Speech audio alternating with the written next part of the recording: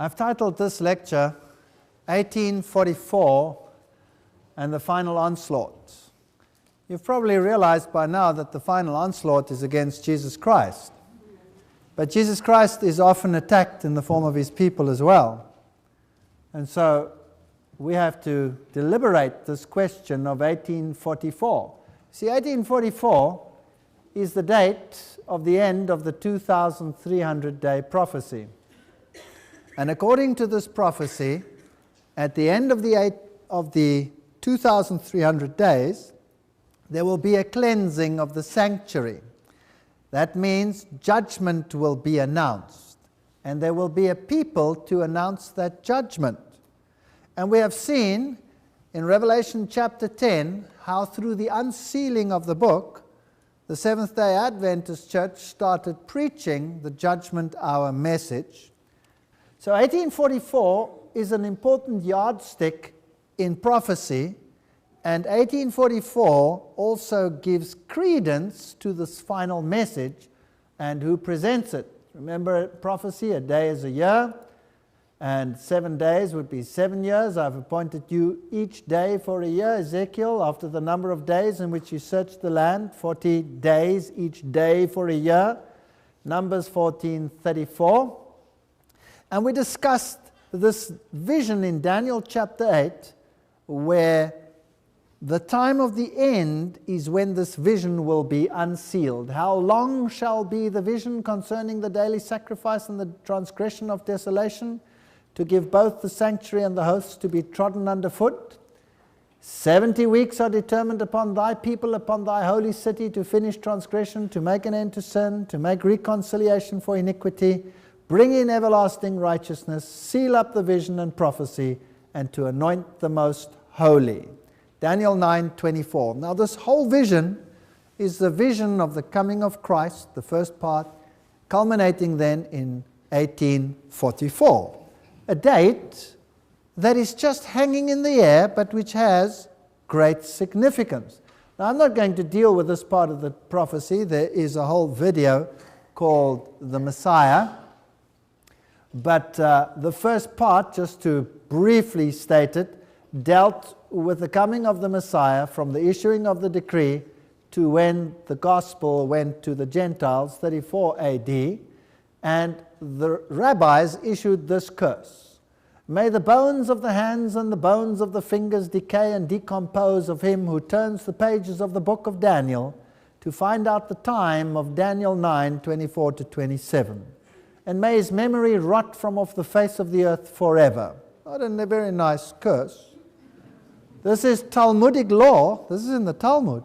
Talmudic law, page 978, section 2, line 28. So obviously the rabbis didn't want anyone to recognize that Jesus was the Messiah, because that would be a problem for the Jewish religion. So it's a very sad fact that this 2,300-day prophecy, where the first portion identifies the Messiah, should be under such a curse. Can you imagine, or do you think it's possible that the last part of the same prophecy, which introduces a people who will want to set Jesus Christ back into his rightful position, would also be under a curse? Is it possible? Don't you think that's possible? I think the devil hates this prophecy more than any other, because it reveals in the first part of the prophecy who Jesus Christ is, that he is the Messiah, and in the last part of the prophecy it reveals a people that will preach the everlasting gospel to the world and set Jesus back in his rightful position. So there's a total onslaught on the first part. There's the curse. There's a total onslaught on the last part as well, because Jesus must be eliminated from the hearts and minds of the people. 1844, a judgment message was to go to the world, and the sanctuary message was again uncovered and understood. And the fullness of the sanctuary, the white linen, as we have said, the righteousness of Christ surrounding anyone who enters the door, and the sacrifice and all the issues of the sanctuary. Hebrews 8 verse 1 and 2, we have such a high priest who is set on the right hand of the throne of majesty in the heavens, a minister of the sanctuary and of the true tabernacle which the Lord pitched and not man. So is there a heavenly sanctuary according to Hebrews 8? Yes or no? Yes. Now this doctrine of the heavenly sanctuary, where Christ is officiating as high priest, is a doctrine which is heavily under attack in the world. Why? Because it sets Jesus Christ back into the center as the only Savior in the world, and it also tells us about his ministry. And where he is officiating in the holy or the most holy is very important. Because according to Seventh-day Adventist doctrine, 1844, time of judgment must be Yom Kippur. He must have gone into the most holy. Now, if that is so, then the Seventh-day Adventist Church has a peculiar message to the world. One explaining the sanctuary, number one, the ministry of Jesus, the judgment hour, but it also makes them the herald of the final message. That's a problem. You can't have one denomination being a herald of a final message.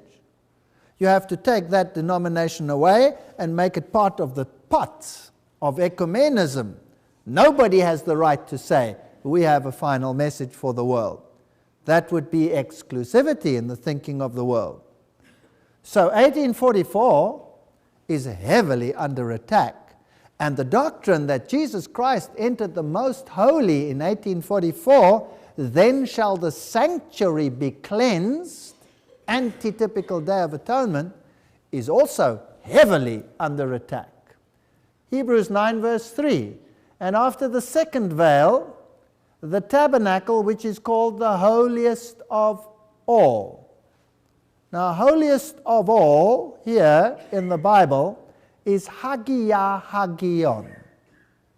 That's what it says. Holiest of all. And Paul here uses this word Hagia Hagion for the most holy.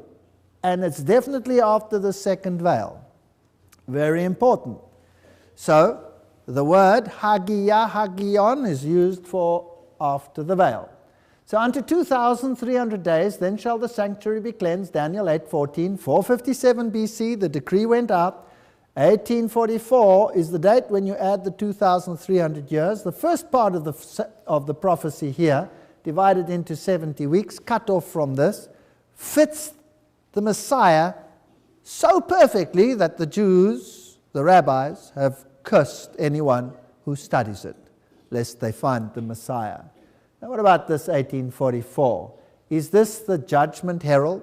And is there a particular group of people coming out of a great disappointment who will preach this message? And they will keep the commandments of God and hold to the testimony of Jesus?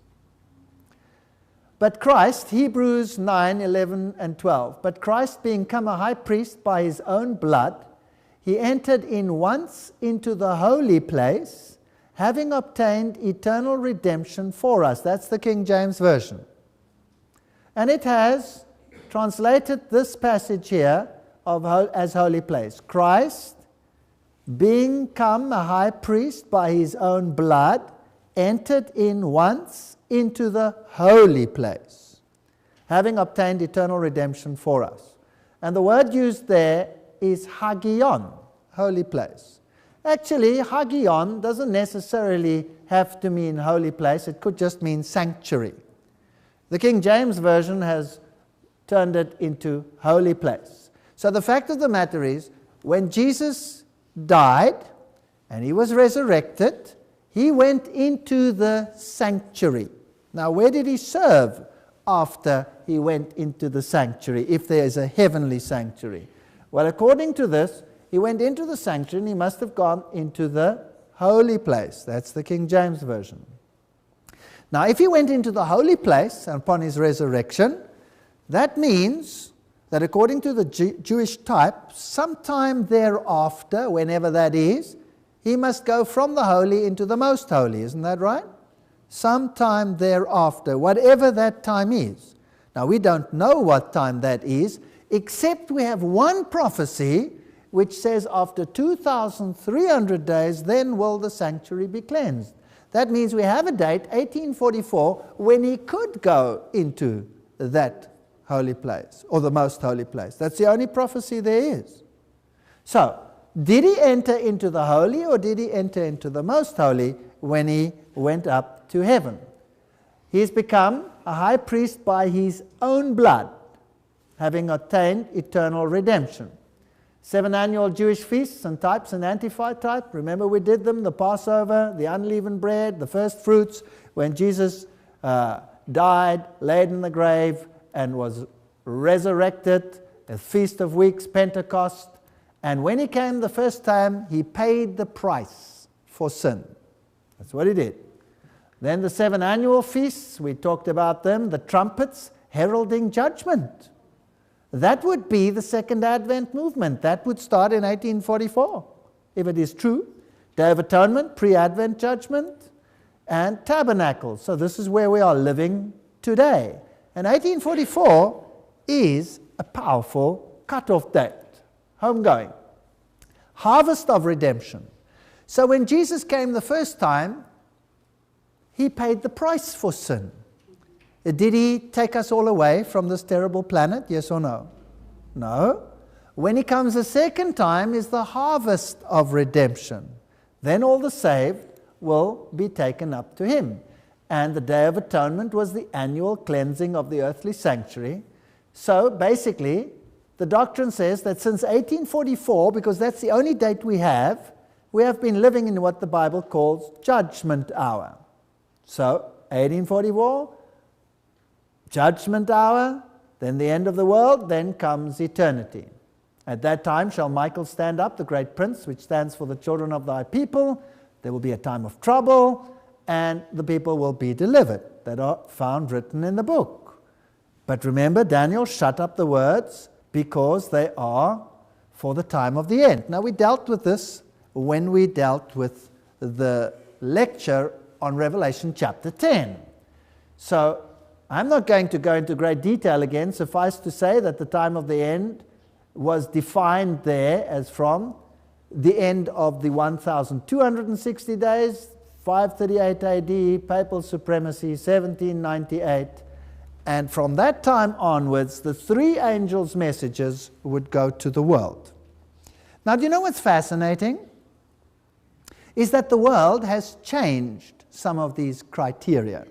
For example, they are saying that Christ did not enter into the holy place, but that he entered into the most holy place. And if you have a New King James Bible, it actually says that. The New King James Bible changed the wording where the King James had it, holy place, changed it to most holy place. But here's a problem. Because most holy is Hagia Hagion, and it only says Hagion. So it doesn't say Hagia Hagion. So why would they change it? You see, if Jesus went into the most holy when he was raised from the dead and went to heaven, then there is no special circumstance around 1844. Do you understand that? Whereas, if Jesus went into the holy, well, then 1844 becomes prominent, and there is a special message and a special people to give it. So 1844 must be rubbed out, removed. And there are whole movements to remove it. Terrible movements. Now my question is simple, and this is this. If Jesus went to heaven to serve in the sanctuary, and the Bible says that he didn't enter by the blood of sheep and goats, but by his own precious blood, then when did he serve in the holy if he went to the most holy? If the New King James is right and he went into the most holy, when did he serve in the holy? Because after all, in the earthly, which is a copy of the heavenly and is a copy of the service in the heavenly, he must have served sometime in the holy. When was that? Well, then it must have been before he came to this earth, right? Because when he left this earth again, he went into the most holy, according to the New King James. Is that right? Okay. Question. With which blood? With which blood did he serve in the holy before he came here? With the blood of sheep and goats? No. So, in other words, Jesus could not have entered the most holy when he went to heaven. He could only have entered the holy. So no matter how much they cry and how much they weep and wail over the fact that 1844 is a prophetic date, they're going to sit with a problem.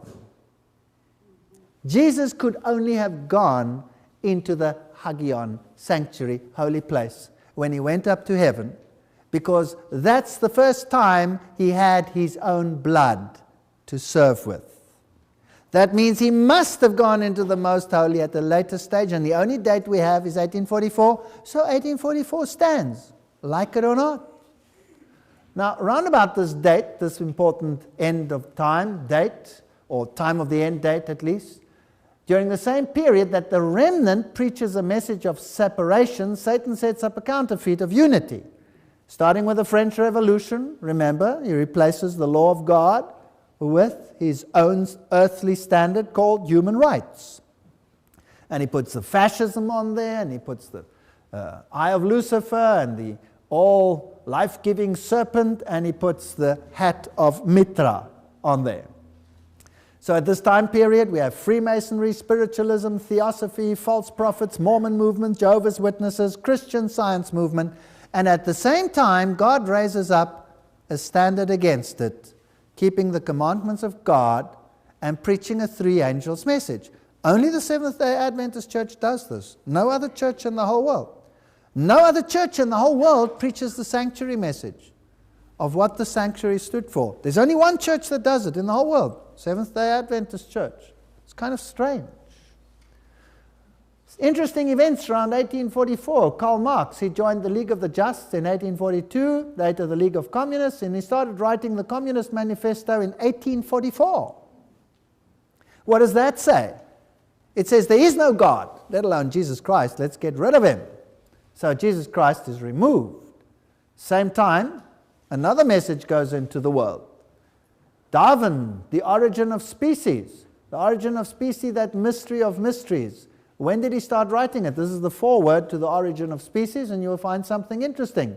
I allowed myself to speculate on the subject and drew up some short notes. These are enlarged in 1844. It's very interesting. Second time we find 1844 in a very prominent place, where we have an end-time lying delusion going into the world. And there's a little group that says, no, there are many others as well, but they don't have the fullness of the three angels' message, nor do they have a sanctuary message. Isn't it interesting that the greatest representation at the United Nations, the Baha'i faith, was found when, by the Bab, there's the date, 1844. The Baha'i faith was founded in 1844 by Baha'u'llah, a faith founded by the Bab, meaning gate. So 1844, we finally get to a point where the world is ready for a movement which will say all churches unite. Who's behind this movement? That's another story. I think we figured that out by now, because who has the power in the United Nations, they or Roman Catholicism? Roman Catholicism has the power, so this is just a tool. But 1844 is an interesting date. The Baha'i faith upholds the fundamental unity of all religions. That's their first criterion. Independent investigation of truth, blah, blah, blah, and all these interesting things. We've dealt with some of these already. Attainment of world peace, and we've discussed this. Well, I went into the Baha'i temple, and they have 3 books there. The Holy Bible, then they have the Quran, and then they have the messages of the Baha'u'llah. Now, that was interesting to me, so I read it in the temple. Read it. And I found this page most interesting, so I photographed it, page 217. And it says, O contending peoples and kindreds of the earth, set your face towards unity. See, this is the message of our time. And this message of unity goes into the world, what date? 1844. Message of unity, and let the radiance of its light shine upon you. Gather ye together, and for the sake of God resolve to root out whatever is the source of contention amongst you. Then will the effulgence of the world's great luminary, ooh, I get nervous when I hear that name, don't you? Envelop the whole earth, and its inhabitants become the citizens of one city, and the occupants of one and the same throne. Whose throne do you think that will be? I think it'll be Lucifer's throne. This wronged one, capitalized. Now, if you don't know, one is an acronym for Lucifer in the occult world. Has ever since the early days of his life cherished none other desire but this, and will continue to entertain no wish except this wish. There can be no doubt whatever that the peoples of the world, of whatever race or religion, derive their inspiration from one heavenly source and are subject to one God. The difference between the ordinances under which they abide should be attributed to varying requirements and exigencies of the age in which they were revealed. All of them except a few, which are the outcome of human perversity, were ordained of God. That's interesting. All of them in the world were ordained of God except a few who are perverse. I wonder who they are. They were ordained of God and are a reflection of His will and purpose. Arise, and armed with the power of faith, shatter to pieces the gods of your vain imaginings and sowers of dissension amongst you. Cleave unto that which draweth you together and uniteth you. Tough act to follow. 1844, a message of unity. 1844, a message of separation. Who gives the message of separation? This strange crowd that preaches the three angels' message. And except a few who are the outcome of human perversity. Interesting. Dan Wheatley writes, as a Baha'i, I see myself as a world citizen, and I strongly believe that the world is moving closer to a united global community, a human family. Unity in the diversity may sound like just another soundbite, a trite piece of verbal cosmetics in an age where content is less important than presentation. The reality is that the concept of unity in diversity is a deeply spiritual concept. It is a key tenet of the Baha'i faith, and it is an essential concept to bear in mind when trying to find solutions to a wide range of global problems. So this is the greatest representation in the United Nations. So this is not just some, little offshoot squeaky group somewhere. And they are there for a reason, to have a big voice. What does it mean to be ecumenical? It means the whole inhabited world, serving the wronged one. Modern spiritualism and all these things that we've dealt with, the seventh angel poured out his vial into the air, and there came a great voice out of the temple from heaven, from throne, saying, "It is done." Sooner or later, God is going to end this lie on this earth. And all the Blavatskys and all the Annie Besants and all the Alice Baileys with their doctrines from demonology will be exposed for what they are, because they literally worship Lucifer. After all, this was published by Lucifer Publishing Company, so who else do they worship? Later changed to Lucis Trust to hide the name. Or all these strange prophets that came. Here's another interesting date, 1844. The Sinitic manuscript, Codex Sinaiticus, is discovered in Mount Sinai and forms the basis of all modern translations which remove Jesus Christ as God and as the only Savior of mankind. Do you think it's chance? Do you think this is chance? This is very strange. So at the same time, when this message of separation and worship God and give glory to Him, there's only one Savior, one gospel, one means of salvation. All these things come together, and the date is 1844. And you'll remember Genesis 3:15, I'll put enmity between you and the woman, and between your seed and her seed, and he shall bruise your head, and you shall bruise his heel, is changed by Catholicism into she shall crush thy head. So here we see this interesting battle evolving in the last days. This is Robert Miller, He was the Under-Secretary General of the United Nations, remember? The world's major religions in the end all want the same thing, even though they were born in different places and circumstances. You remember that story? What the world needs is a convergence of the different religions in the search and definition of the cosmic or divine laws which ought to regulate our behavior. Worldwide spiritual ecumenism. That is what they want. Everybody to come together. Peace will be impossible without the taming of fundamentalism through a united religion that professes faithfulness only to the global spirituality and to the health of this planet. So now these two groups are coming into opposition with each other. The New World religion, says Alice A. Bailey, must be based upon those truths which have stood the test of time. They are steadily taking shape in human thinking, and for them the United Nations fights.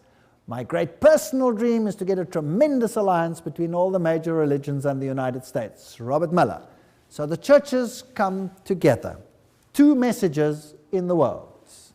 Now, the Seventh-day Adventist Church also has the message, do not accept the mark of the beast. Sabbath is the day of the Lord. Worship Him who made the heavens, the earth, the sea, and the springs of water. Papacy comes and says, no, you must listen to me. I'll tell you when to worship. You'll worship on the first day of the week, because I am the authority in your life. And so the papacy, on May 7, 1998, issued this famous apostolic letter, Dies Domini, of the Holy Father, John Paul, where he asks for Sunday legislation. Sunday, the primordial feast revealing the meaning of time, the spiritual and pastoral riches of Sunday as it has been handed on to us by tradition are truly great. Well, at least he admits it's not from the Bible, right? Significantly, the Catechism of the Catholic Church teaches that the Sunday celebration of the Lord's Day and His Eucharist is at the heart of the Church's life. And then he explains who you worship on Sunday. This is his document. This is Pope John Paul's encyclical. As they listen to the word proclaimed on the Sunday assembly, the faithful look to whom? To Mary. Now, what did Blavatsky say? Who is Mary? She says Mary is really anthropomorphized Isis and is really Lucifer. That's what Blavatsky said. We did that in a previous lecture. So they look to the Virgin Mary, learning from her to keep it and ponder it in their hearts. With Mary, they learn to stand at the foot of the cross, offering the Father, etc., etc. With Mary, they experience the joy of the resurrection, and so he goes on and on and on and on and on. His mercy is from age to age, from Sunday to Sunday. The pilgrim people follow in the footsteps of Mary. Now, if you do not understand occult language, then this doesn't mean much, but if you know that to them, this Mary figure is really a form of the great luminary, who can be both male or female, then this is serious business, because I would like to follow the Lord Jesus Christ when I go to worship Him. And according to this is not what happens on a Sunday. Now, if you obey the papacy in this decree that he's asking for here, then who are you worshiping? God or this one? Obviously this one. He goes on to continue.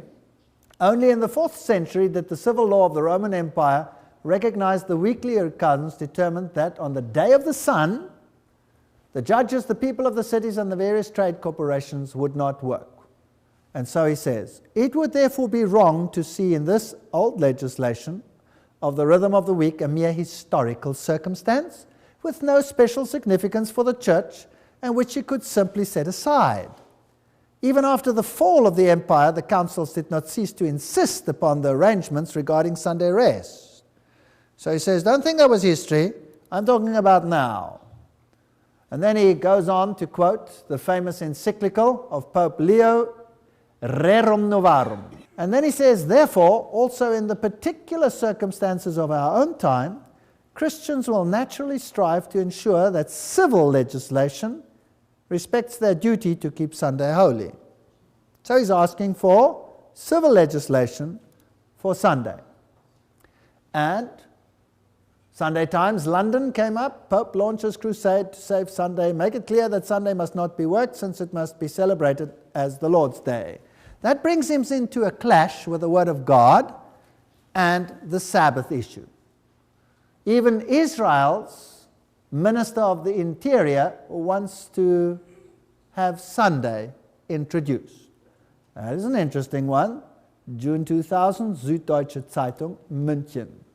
So we have human rights, yes, but those human rights are qualified that as long as you obey the papal system, you have these rights. Here's a right to freedom of religion. But freedom of religion means that you are not allowed to preach to anyone about Jesus Christ or about any doctrine, because that would be an offense to the other's freedom, not yours. And then he came up with this fascinating encyclical called Ad Tuendum Fidem, by which certain norms are inserted into the Code of Canon Law and into the Code of Canon Laws of the Eastern Churches. And Canon 1436 of the Catholic Church now is to read, according to Pope John Paul II, whoever denies or places in doubt any truth that must be believed with divine and Catholic faith, or repudiates the Christian faith as a whole and does not come to his senses after having been legitimately warned, is to be punished as a heretic. Oh, fascinating. So Pope John Paul II asks that people who don't agree with him must be punished as heretics. When last did they speak like that? In the Middle Ages. Well, they can be punished with penalties, not excluding deposition. Take away what belongs to you. Aside from such cases, whoever rejects a doctrine proposed as definitively to be held by the Roman Pontiff, question, did he not just define that we must keep Sunday? Yes or no? All right, now what if I'm an Adventist, the Seventh-day Adventist, and I say the Bible says the seventh day? Do I then come into a clash with him? Yes or no? Yes. By the Roman Pontiff or the College of Bishops exercising their authentic magisterium, or else accepts a doctrine condemned by them as erroneous. Didn't he just say what he believes and anything else is not right? And does not come to his senses after having been legitimately warned, is to be punished by an appropriate penalty. Very nice wording. What was the appropriate penalty in the past? Death. Death was the appropriate penalty. Do you think they could go that far? Do you think they could go that far? Well, it's interesting. And then we order that everything decreed by us, capital, in this apostolic letter, motu priori, be firm and valid, and we command that it be inserted in the universal law of the Catholic Church, that is in the Code of Canon Law and the Code of Canons, blah, blah, blah, blah, blah, given at Rome, St. Peter's, 18 May 1998, in the 20th year of our papal pontificate. That's quite arrogant. Us and our capitalized. Who else uses us and our capitals? God. Let us make man in our image. So the Pope says here very cryptically that he's God. And he's ruling you, and he's telling you to keep Sunday, whether you like it or not. Remember that when we did Revelation chapter 10, I told you there are only two truly worldwide religious movements in the world. The one is the Roman Catholic system, the other one is the Seventh-day Adventist Church. The Roman Catholic system preaches keep Sunday and keep my commandments, and the Seventh-day Adventist Church preaches keep God's commandments. Stay faithful to Him, and the Sabbath is a sign of obedience to God. We will keep the Sabbath. Listen to the Word of God, don't listen to the word of man. Well, you remember this one, made in 1969 by the Catholic Church? Not the creator of the universe in Genesis 2:1, but the Catholic Church can claim the honor of having granted man a pause to his work every 7 days. Reason and common sense demand the acceptance of one or the other of these alternatives, either Protestantism and the keeping holy of Saturday, or Catholicity and the keeping holy of Sunday. Compromise is impossible. Do you remember that? It was Rome speaking.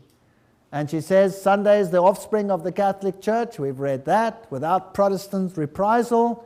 And she says you can read the Bible from Genesis to Revelation. You will not find one scripture authorizing Sunday, and they're quite right. They've done their homework. Cardinal Gibbons knows his Bible. They're adamant that it's a creation of the Catholic Church, it's a law of the Catholic Church, and Protestants pay homage to the Catholic Church when they obey. Now, in the question box, they answered that in this matter, the Sabbath question, the Seventh-day Adventist is the only consistent Protestant. Now, that was in 1942. And I showed you as well that the Cardinal wrote here, people who think that the Scriptures should be the sole authority should logically become Seventh-day Adventists and keep Saturday holy. Now, that's fascinating stuff, and you'll say that's history. Maybe Rome's changed. Well, I have news for you. Here is Rome's challenge, and it comes from the Roman Catholic webpage, immaculateheart.com, and it was issued in December 2003. How long ago is that? Okay, and let me read it to you. It's very fascinating what the Roman Catholic Church has to say today on this issue. Most Christians, it comes straight from them, not from me. I didn't make this up. Most Christians assume that Sunday is the biblically approved day of worship. The Roman Catholic Church protests that it transferred Christian worship from the biblical Sabbath, Saturday, to Sunday, and that to try to argue that the change was made in the Bible is both dishonest and a denial of Catholic authority. If Protestantism wants to base its teachings only on the Bible, it should worship on Saturday. All right, that's the Roman Catholic Church speaking today. Do you think they might go further? That would be interesting. What else have you got to say? Well, they republished this article that they had published in 1893, from which I quoted in the last lecture. Now, why are they re-quoting this full article on the Catholic webpage? Well, they're saying over here, in February 24, 1893, the General Conference of Seventh-day Adventists adopted certain resolutions appealing to the government and people of the United States from the decision of the Supreme Court declaring this to be a Christian nation and from the action of Congress in legislating upon the subject of religion. And in answer to this, in March 1893, the International Religious Liberty Association printed these resolutions in a tract entitled Appeal and Remonstrance, and on receipt of these, the edition of the Catholic Mirror of Baltimore, Maryland, published a series of 4 editorials which appeared in that paper September 2, 9, 16, 23, 1893. And the Catholic Mirror was the official organ of Cardinal Gibbons and the Vatican in the United States. So it's a very official document that they published. So why did they publish this? Because the Seventh-day Adventists appealed to keep church and state separate. Now, their webpage, Mary Online, reprints this whole article, and I'm not going to deal with it in detail again. Basically, the article is an expose of Sabbath, and it is a wonderful study, better or equal to what any scholar in the Seventh-day Adventist Church would come up with, saying why the Sabbath is the day of the Lord. So they prove from the Bible that the Sabbath, the seventh day, is the day of the Lord, so that they can claim that they changed it. They're not shy of having changed it. They're not hiding it. They admit it. They're arrogant about it. Those are the facts. So now let's continue. I'll just quote a little bit from that one where they said, Protestants say, how can I receive the teachings of an apostate church? How, we asked, have you managed to receive her teachings all your life in direct opposition to your recognized teacher, the Bible, on the Sabbath question? That was that article in 1893. And then those who follow the Bible as their guide, the Israelites and Seventh-day Adventists, have the exclusive weight of evidence on their side. So they published this again. And then they state over here, the Adventists are the only body of Christians with the Bible as their teacher who can find no warrant in its pages for the change of the day from the 7th to the 1st, hence their appellation, Seventh-day Adventists. And so we continue. They write there, no Protestant living today has ever yet obeyed that command, preferring to follow the apostate church, in inverted commas, referred to than its teacher, the Bible, which from Genesis to Revelation teaches no other doctrine. Should the Israelites and Seventh-day Adventists be correct, both sides appeal to the Bible as their infallible teacher. Let the Bible decide whether Saturday or Sunday be the day enjoined by God. One of the two bodies must be wrong. And then they give this long Bible study about this issue. And then there's an editor's note. And notice this interesting editor's note. It was upon this very point that the Reformation was condemned by the Council of Trent. Wow! Did you know that the whole Reformation failed at the Council of Trent because of the Sabbath issue? Did you know that? Wow, what happened? Interesting. You see, the Reformers had constantly charged, as is here stated, that the Catholic Church had apostatized from the truth as contained in the written word, the Bible, and the Bible only. Thus says the Lord, these were their constant watchwords. And the Scripture, as in the written word, the sole standard of appeal. This was the proclaimed platform of the Reformation and of Protestantism. The Scripture and tradition, that was what the Catholic Church said. The Bible as interpreted by the Church, and according to the unanimous consent of the Fathers, this was the position and claim of the Catholic Church. This was the main issue in the Council of Trent. Interesting point. Which was called especially to consider the question that had been raised and forced upon the attention of Europe by the Reformers. Did you know that the Reformation could have succeeded? It could have succeeded. Finally, after a long and intensive strain, because there were many Catholics who were willing to give up tradition and accept the Bible and the Bible alone. It was knife-cutting edge stuff. Archbishop of Reggio came into the council with substantially the following arguments to the party who held the Scripture alone. And he said, the Protestants claim to stand upon the written word only. They profess to hold the Scripture alone as the standard of faith. They justify their revolt by the plea that the Church has apostatized from the written word and follows tradition. Now, the Protestants claim that they stand upon the written word only is not true. The profession of holding Scripture alone as the standard of faith is false. Proof. The written word explicitly adjoins the observance of the seventh day as the Sabbath. They do not observe the seventh day, but reject it. That was his argument. If they truly hold to the Scriptures alone as their standard, they would be observing the seventh day, as enjoined by the Scriptures. Yet they not only reject the observance of the Sabbath enjoined in the written word, but they have adopted and do practice the observance of Sunday, which they have only tradition of the Church. Consequently, the claim of Scripture alone as the standard fails, and the doctrine of Scripture and tradition as essential is fully established, the Protestants themselves being judges. So the Reformation failed because of the Sabbath issue. That's very interesting. Then he continues, this was the inconsistency of Protestant practice with the Protestant profession that gave the Catholic Church a long-sought and anxiously desired ground upon which to condemn Protestantism and the whole Reformation movement as only a selfish, ambitious rebellion against church authority. Then they continued, and this is today the position of the respective parties to this controversy. Today, as the document shows, this is the vital issue upon which the Catholic Church arraigns Protestantism, and upon which she condemns the course of popular Protestantism as being indefensible, self-contradictory, and suicidal.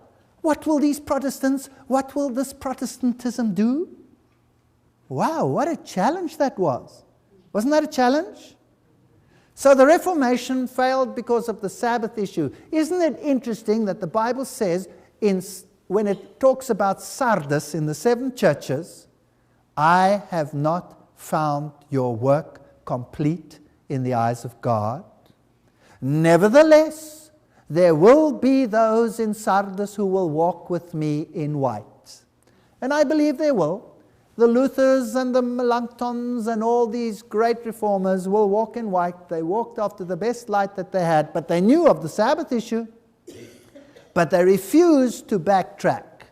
In fact, their own Augsburg Confession condemned them. Now let's see what the editor of Mary Online made with this letter December 2003, and take note.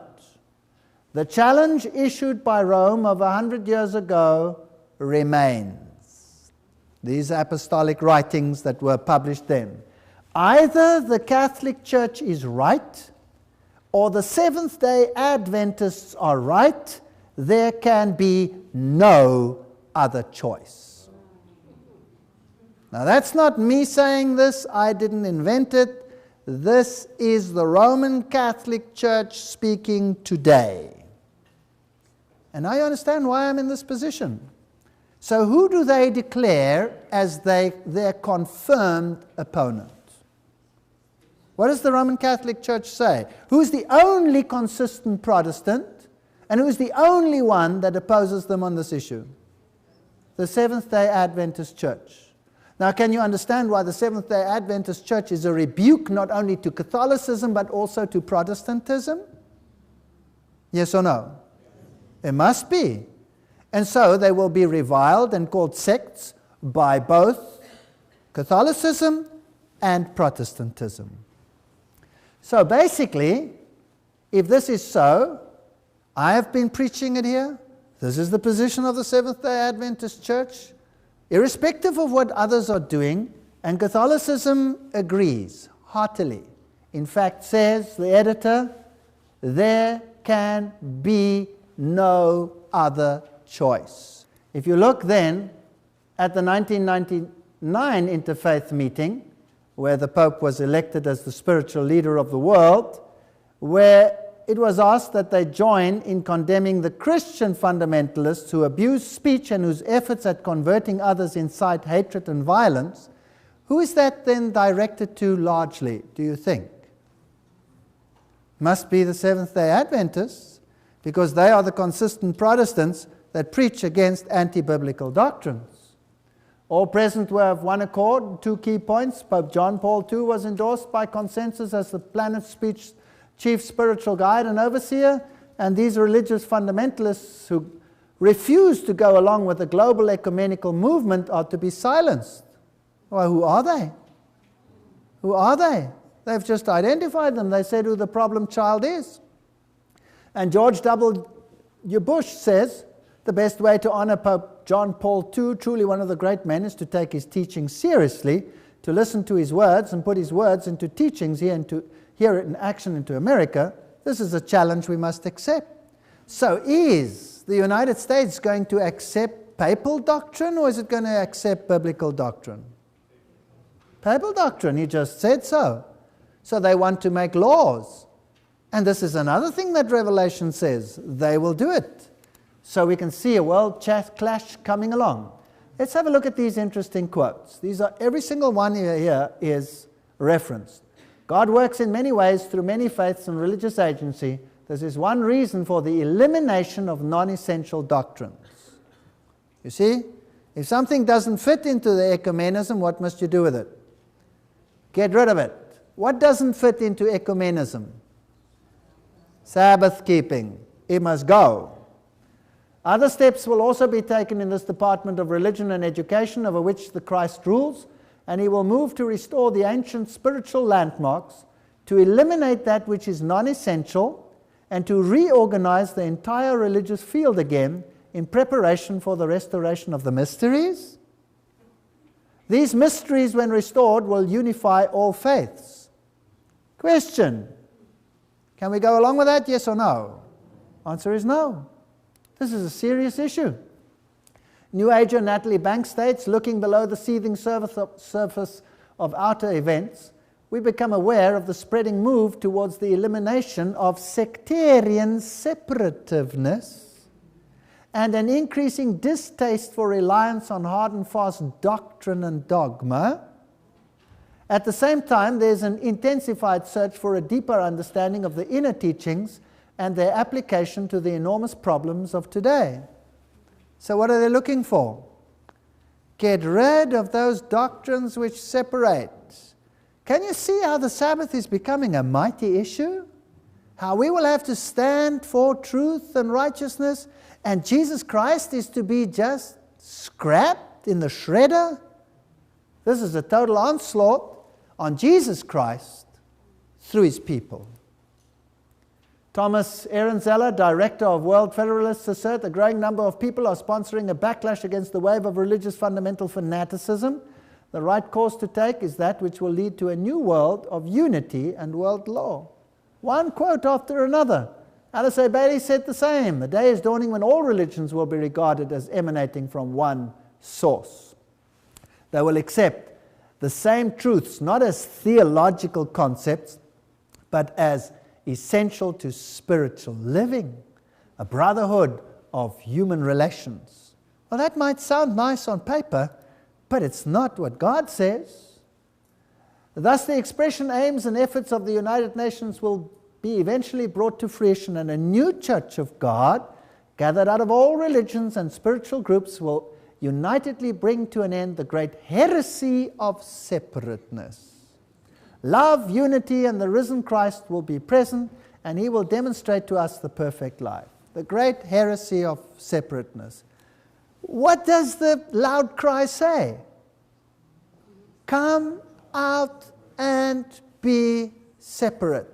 There's a huge clash here. Now I understand why the United Nations made a point of coming to speak to my denomination and say there's only one way, and that's the United Nations. There's only one body that will do it, and that's the United Nations, and blah, blah, blah, blah, blah. Well, he might have said that, but me personally, I'm not interested in that. She states that the enlightened people will not tolerate authoritarianism in any church or totalitarianism in any political system. They will not accept or permit the rule of any body of men who undertake to tell them what they must believe in order to be saved. Oops. So what if the Bible says, there is only one way under heaven and earth whereby you may be saved, and that is through Christ Jesus? They will not permit us to say that, right? You may not say that anymore. Well, it's already against the law. It's against the hate laws. William Irvin Thomas, a New Ager, indicates that the form of the church in the New Age will remain the same. Thus, churchgoers are less likely to notice that there has been a change in the message. He says the new spirituality does not reject the earlier patterns of the great universal religions. Priests and church will not disappear. They will not be forced out of existence in the New Age. They will be absorbed into existence of the New Age. Isn't that brilliant? God has called a movement since 1844 to stand against this movement. And what a crisis we are going to face. What a crisis we are going to face. I have the worst invitation for you in the world. How would you like to come to an organization that's going to be the pariah of the world, the most distasteful, the most hated sect in all the world, and they keep the Sabbath contrary to a law of the Roman Catholic Church, which is to be propagated in all the world, and come and be a hated sectarian? Nice invitation. Who's going to follow that? Doesn't sound too good to me. But what if the other side is going to see the wrath of God, and God has promised to protect all those who rally around His word? Wouldn't that be an interesting scenario? And who would answer to a request like that? I'll tell you who will answer. Only those who really believe and trust that Jesus will do it. No one else. Is there a better separating message than this? I don't think so. I don't think so. Preparation by men and women of goodwill is needed to introduce new values of living, new standards of behavior, new attitudes. World teacher will be mainly concerned with requirements of a new world order and a reorganization of the social structure. That was a flyer from World Goodwill. This is not a Mickey Mouse organization. This was founded by all the great leaders of the world. Robert Miller writes, the world's major religions must speed up dramatically their ecumenical movement and recognize the unity of their objectives in the diversity of their cults. Religions must actively cooperate to bring to unprecedented heights a better understanding of the mysteries of life and of our place in the universe. My religion, right or wrong, my nation, right or wrong, must be abandoned forever in the planetary age. Sorry, The Bible and the Bible alone or nothing. Jesus was wrong, says Dwal Kul. Who is he? Dwal Kul is a demon who spoke to Alice A. Bailey. Jesus was wrong about the dividing of the sheep and the goats. It has been thought that the sheep went to heaven and the goats went to hell. It's the other way around. Remember that this is not a joke. That the United Nations has said that they base their writings on Alice A. Bailey, who channeled Dwal Kul. This is not a joke. This is serious stuff. The goat in Capricorn is the initiate, and from a certain esoteric angle, the goats do go to heaven because they function in the spiritual kingdom. The sheep remain on earth until they become goats. What a lot of rubbish. Entrance into heaven, declares Dwal Kul, is entrance into the Aquarian age, and Piscean, Christian, in other words, forces will be receding rapidly. This is a war on Jesus Christ. This is not a war on any sect or individual. We just happen to be caught in the middle with a choice. World good will stay, the radiant light, the message of Christ cannot have anything to do with somber teachings of the churches based on death, crucifixion, agony, eternal hell, wrath of a vengeful God. To build a new civilization based on the emerging new consciousness in humanity, the church organizations, if they want to survive, will have to adjust to the spiritual hierarchy. That means the demonic leadership of the New Age. This is a problem. Humanity will not be able to make the transition from earth only to universal life until the chaff has separated from the wheat. Democratic Vice President nominee for 1984 and Executive Director of the World Future Society, Barbara Marx Hubbard, doesn't mince words. Wow, she surely doesn't. No worldly peace can prevail until the self-centered members of the planetary body either change or die. That is the choice. They must surely die or change. What did the Pope say? They must be condemned as a heretic and they must suffer an appropriate penalty. Well, let's ask his cronies what the penalty is. Change or die, that's the penalty. The act is as horrible as killing a cancer cell. It must be done for the sake of the future of the whole. Well, I don't have to read all these quotes about defective seeds and they must be cut out. Dwal Kul speaking to Alice A. Bailey, a violent streptococcic germ infection has menaced the life of humanity. The germ makes its presence felt in infected areas in the body of humanity. Another surgical operation may be necessary to get rid. It has to go. Death is not a disaster. Much destruction will be permitted. Do you think we're heading for another Auschwitz experience? I don't want to make anybody afraid, but these are just quotes. These hindrances will be brought under the care of the great ones who will nurse them back to a healthy state. Thank you. You stay with yourself. I don't need your healthy state. This can be done much better and more quickly without the physical body. See how clever this is? Well, let's just transport him to the other side. Ruth Montgomery says that the souls will have passed into the spirit to rethink their attitudes. These are all absolute bomber quotes. They are real. They're not jokes. Former New Ager Randall Bear states that those who refuse the mark of the beast will be targeted for extermination and what would emphatically be called re-education centers of love and relocation. Must change or perish, says a Templeton Prize winner. Remember that Billy Graham was a Templeton Prize winner. Now this is a high horse, Dr. Adler. He's chairman of the board of editors of Encyclopedia Britannica, director of the Institute for Philosophical Research in Chicago, chairman of the PIDA Project, honorary trustee of the Aspen Institute, and highly honored by the highest forums in the world. He says, simply stated, Adler argues that we will not be able to attain world peace until we attain cultural unity, but he argues that there is only one obstacle to this unity, Christianity. Which Christianity? The one that stands on the Bible and the Bible alone.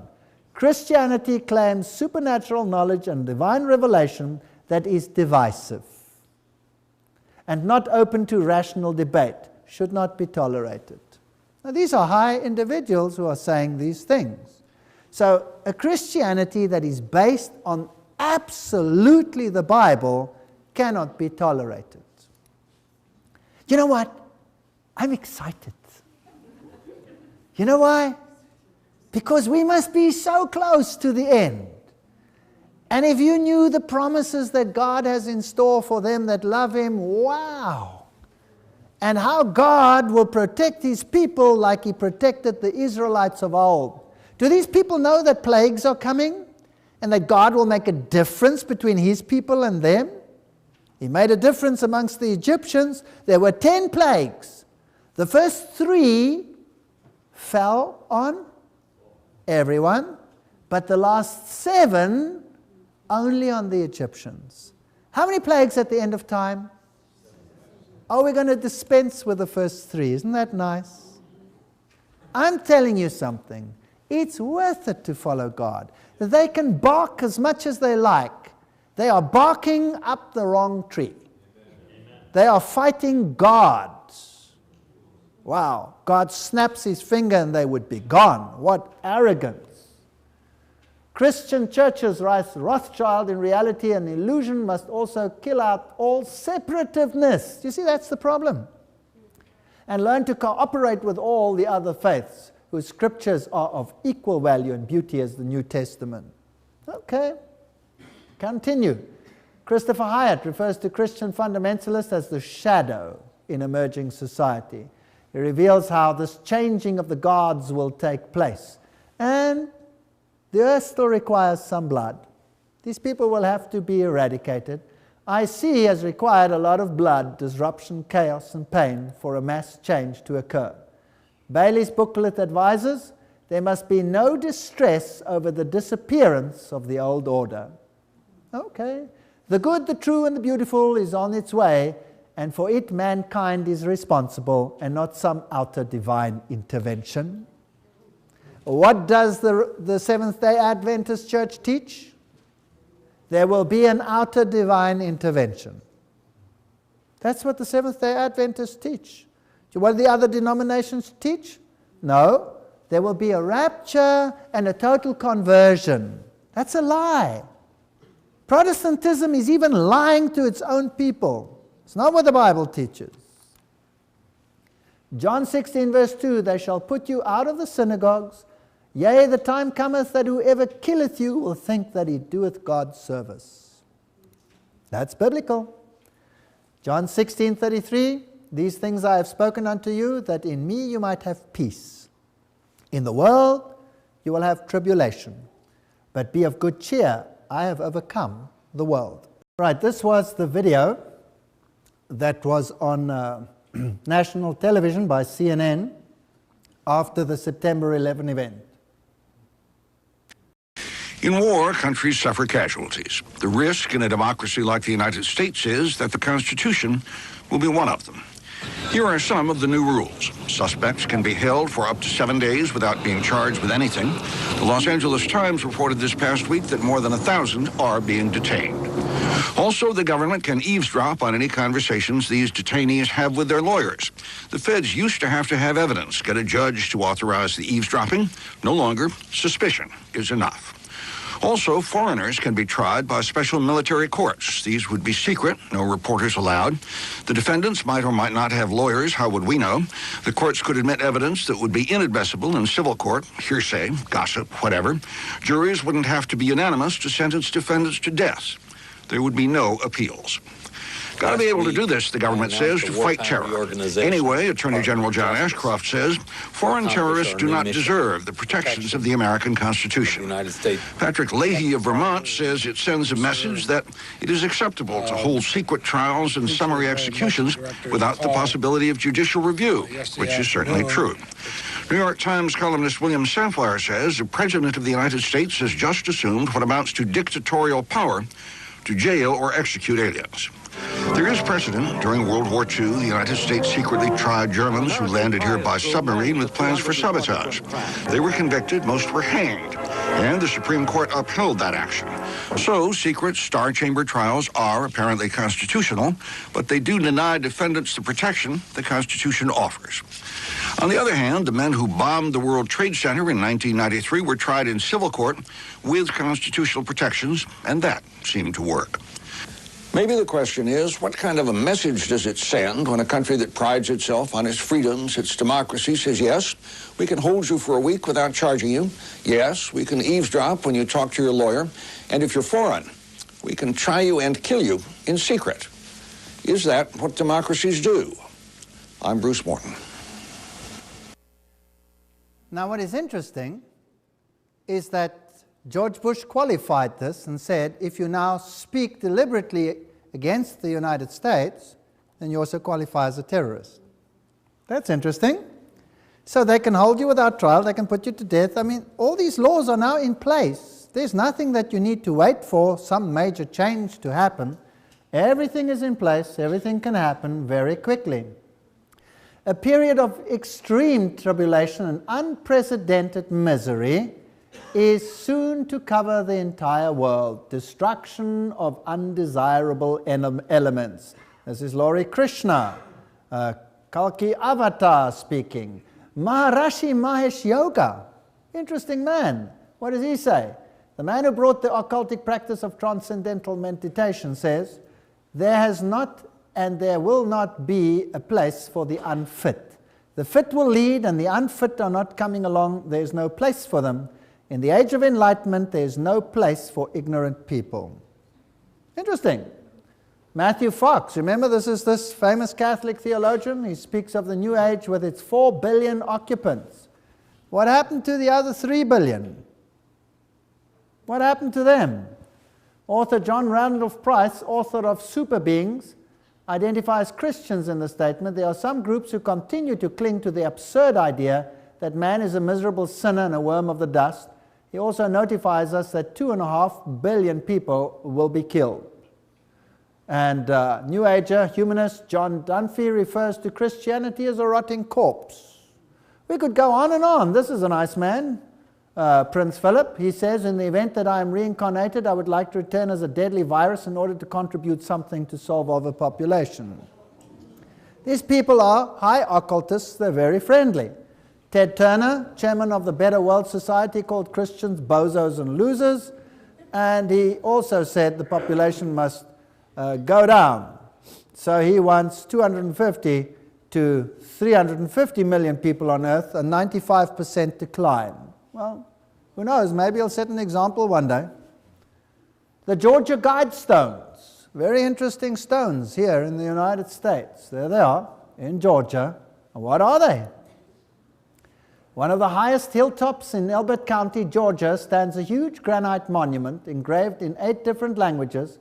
On 4 giant stones that support the common capstone are 10 guides or commandments. The monument is alternatively referred to as the Georgia Guidestones or American Stonehenge. The message is, maintain humanity under 500 million. That's interesting. What must happen to the rest? Guide reproduction wisely, improve fitness, unite humanity with living new language, rule passion, faith, tradition, and all things with tempered reason, protect people and nations with fair laws, let all nations rule internally, resolve external disputes in a world court, avoid petty laws, balance personal rights, blah, blah, blah, prize truth, be not a cancer on the earth, leave room for nature, leave room for nature. 10 rules. What happens to the rest of humanity? What do they want to do? These people have murder in their hearts. Well, fascinating stuff. There's the original Stonehenge. There's a little hole in this Georgia stone. The hole in the stone was drilled in the center stone so that the North Star, which in Masonry is a symbol of Lucifer, could be visualized through it at any moment. This was one of the several requirements stipulated by a so-called R.C. Christian for the building of the American Stonehenge. And then it says over here, the Georgia Guidestones, let these be guidestones to an age of reason. Age of reason. Now that's an interesting statement because the Age of Reason was a book written by Thomas Paine. Its intent was to destroy the Judeo-Christian beliefs upon which the USA Republic was founded. Interesting stuff that's coming together. Well, I have news for these future murderers and their little plans. Daniel 2 verse 44 says, "And in the days of these kings shall the God of heaven set up a kingdom which shall never be destroyed. And the kingdom shall not be left to other people, but it shall break in pieces and consume all these kingdoms, and it shall stand forever." What a tremendous promise. Malachi 3:5, "And I will come near to you to judgment, and I will be a swift witness against the sorcerers." These people are sorcerers. They are worshipping Lucifer. "And against the adulterers and the false swearers and those that oppress the hireling in his wages, the widow, the fatherless, and that turn aside the stranger from the right and fear not me, says the Lord of hosts." 9 testimonies, spirit of prophecy, oh, that we might see the need of these cities as God sees them. At such a time as this, every hand is to be employed. The Lord is coming. The end is near. Yea, it hasteth greatly. In a little while we shall be unable to work with the freedom that we now enjoy. Terrible scenes are before us, and what we do, we must do quickly. Why do we sleep so? Even my own church. How often in my own church do I hear people, "Oh, the Lord's not coming yet. We have lots of time." Don't they have watchmen on the wall of Zion that watch and see and look at all these things? I don't believe we have a lot of time. I think we're this close. And they know who the enemy is. They've identified him. It is our duty now to employ every possible means to help in the proclamation of the truth. We are to work as we have never worked before. The Lord is coming very soon, and we are entering into scenes of calamity. Satanic agencies, though unseen, are working to destroy human life. I believe this woman was a prophet. Now is our time to work with vigilance. Our books and papers are to be brought to the notice of the people. The gospel of present truth is to be given to our cities without delay. We need to arouse to our duties. I want to tell you today, I'm a Seventh-day Adventist because I believe with all my heart that they preach the truth. And I want to tell you something else. I fought hook, line, and sinker not to become a Seventh-day Adventist. Do you think I wanted to give up everything in the world? I had everything. I was a professor at the university. I had this, that, and the other. I had everything. I didn't want to give it up. I had no choice because I checked out all the doctrines. I wanted to find a way out. Believe me, I searched to find a way out. There is no way out. As Roman Catholicism says, it's either the one or the other. They themselves say there is no other choice. So I concur with them. I was a Roman Catholic. I had to switch sides. And I did. And I don't want to fight anyone. I don't want to create war. I don't want to hurt anyone. I just want people to understand that they can be saved. Why will you die, O house of Israel? Why do you want to die? Accept the truth. Come out. Make Jesus your king. What's the matter with us? Can't we see what's happening in the world? Impending destruction. Also, spirit of prophecy, Adventist home. The time is near when large cities will be swept away. And all should be warned of these coming judgments. Oh, that God's people had a sense of the impending destruction of thousands of cities now almost given to idolatry. Well, are they planning the destruction of many people? Yes or no? And they will use it as an excuse to eliminate the others with them. Daniel 7:18, but the saints of the Most High shall take the kingdom and possess the kingdom forever, even forever and ever. Isn't that a tremendous promise? So what are we afraid of? I'm not afraid. I have learned to trust that God will do everything that He promises. And He has promised it, it will not come near your gate. He has promised it. He said, the plagues will fall, 1,000 will fall by your side, 10,000 by your right hand. It will not come near you. Internalize the promises. Read your Bibles. Read your Bibles. Make the promises your own. If you want to pick up my Bible, look in it. Every page has P's on it. Everywhere I find a promise of God, I put a P and I say, thank you, Lord, that's for me. And it is for you too. Every promise is yea and amen in God's word. And we will need the promises. But it's not enough to read them. We need to believe them. And for that, we need a relationship. You need oil. Pour the oil of experience into your bottles so that when the Lord comes, you will be able to stand. We are going home very soon. And all of those who are guests here tonight, I apologize for hurting many feelings. I apologize profusely because I know that what I say cuts to the bone and means change. It means change. But I want you to believe that I'm doing this with absolute conviction that this is the truth. And I believe that I have the Bible to back it up, every single word. And I've done everything in my power to give you the evidence that this is true. And you can reject it. That's your freedom of choice. That's the beauty of freedom of choice. But you will not be able to say you haven't heard it. You will not be able to say that. And if you're thinking, well, why didn't I stay away? Why didn't I just stay away? Then I could have skipped this disaster. Oh, I often wished, why did I ever get to know this carpenter, this pain in the neck who gave me a pamphlet? Why did I ever meet him? Yes, I've thought that many a times. But wow, I'll tell you something. To walk with God is an experience. I wouldn't change it for the world. I wouldn't want it any other way. Fortunately, God gives you the calamities piece by piece. He doesn't give it to you all at once. But this is the fact of the matter. And I'm not putting any pressure on you. I'm giving you the facts. People call me the facts man. Choose. Either it's from God or I'm a total raving lunatic. That's your choice.